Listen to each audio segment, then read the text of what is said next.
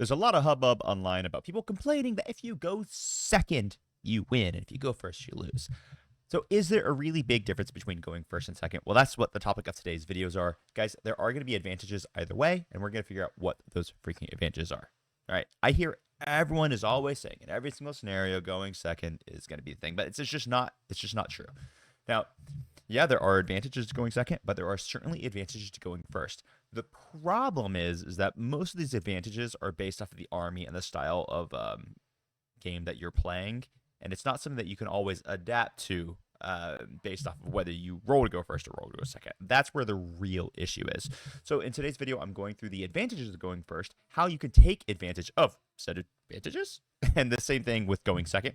And we'll kind of break this down. So you don't need to doom and despair if you go first. You still have a lot of plays up your sleeve, which dramatically change the way that you need to approach the game. And once you know what these advantages are, it's going to help you in your list building to make a list that's super happy and prepared to go either first or second on basically every single match. Unless it's supply drop, in which case you always want to go second. But we'll talk about that as well. All right. So let's just get right into it. What are the advantages of going first? Well, the real fundamental advantage of going first in Warhammer 40,000. Yes. If you guys hear my daughter in the background, she's agreeing with me wholeheartedly. She thinks going first is correct as well. Basically, you get to set the pace of the battle. All right. And what I mean by that is that you're going to basically be the one who's going to dictate when engagements occur. When you go first, you're bringing in your reserves first. You're getting to all the staging points first. You're going to grab all of the firing lanes first. This will grant you massive board control. You're also going to be the person who's, generally speaking, going to be able to set up the move blocks. So Space Marine player, and you have a unit of scouts. You go first. Well, you're going to scout them forward. You run them forward to make sure that your opponent doesn't get to really do much of a turn one movement phase. These types of things exist when you go first. You get to set up to deny secondaries. Let's say you don't have any infiltrators, but you went first.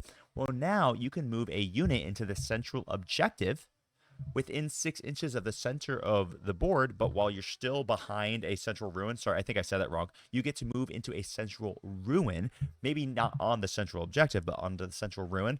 You can, on many maps, still be within 6 inches of the center of the board without actually being exposed, because you're going to be behind this objective. Whether or not, or I'm behind this ruin. Darn it, I said it wrong again. Sorry if I confused on that one.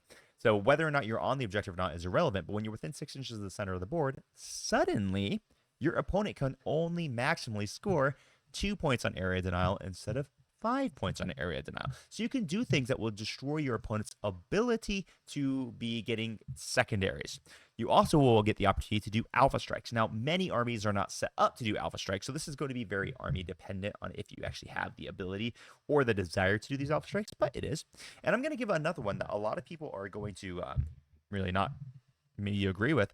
But the reality is we all make mistakes all the time. And when you go first, it really helps you clean up any of the deployment mistakes you had. So if you get screwed and you had to leave something slightly exposed in deployment, well, going first gives you the opportunity to then move them forward or backwards so that your opponent's not going to be able to strike you at turn one. Likewise, it gives you the opportunity to take advantage of your opponent's deployment mistakes. So going first actually does have advantages. And I'm going to kind of summarize this, and then I'm going to use the TTS screen to kind of show you what I mean by some of these. But simply put, when you're going first, it lets you dictate position. You get to zone out deep strikes. You get to control rapid ingress lanes, force bottlenecks through terrain, control flanks, and choke points. What does all this mean? Well, let me just quickly go to the TTS screen and kind of show you what it means. So this is just a little map I put. This is a GW8 here, okay? I do a lot of my deployments on WTC, so I try to make sure that I'm including a bunch of my GW players on here as well, because GW terrain is also obviously wildly prevalent. Jeez, I'm not good at English today. Anyway, so this is a Blood Angels army, and let's just say I go first. Well, now I get to do something really cool. First off, maybe I advance Mephiston, and he gets to stand on my opponent's natural expansion.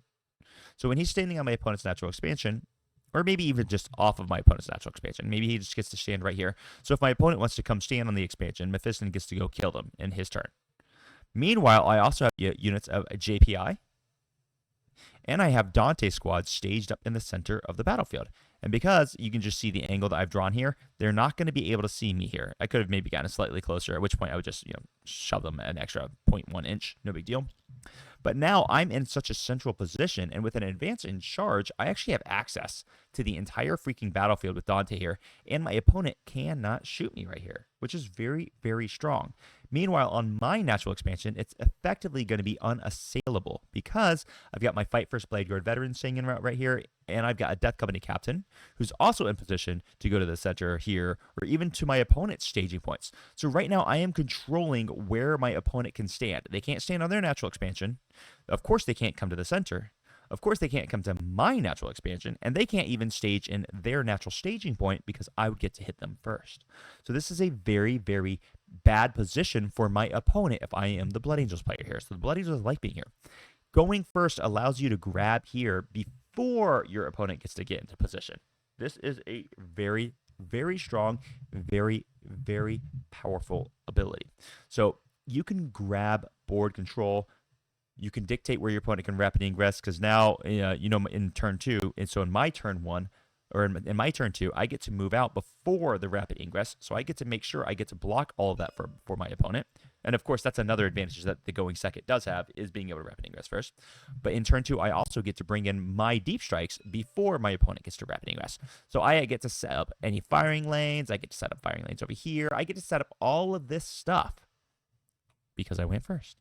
Now, I also, when I go first, I can even say move my Lancer up here to grab these firing lanes into my opponent's deployment zone. So it gives me a lot of potential just going first. It gives me board control. So let's talk about some of the advantages for going second, because trust me, there's lots of advantages for going second as well. And these are the ones that most people are more familiar with, but I really wanted to let you guys understand how you can control the pace of battle and the turns of engagement by going first, which is absolutely an advantage. All right. So let's talk about going second. It's going to be much easier to get things like your challenger cards because you know how much you have to score or not score. Sometimes there will be times where you might actually choose to not score 2 points because it will deny your opponent a challenger card, or it'll even gain you a challenger card. There's times when that could actually be the correct decision.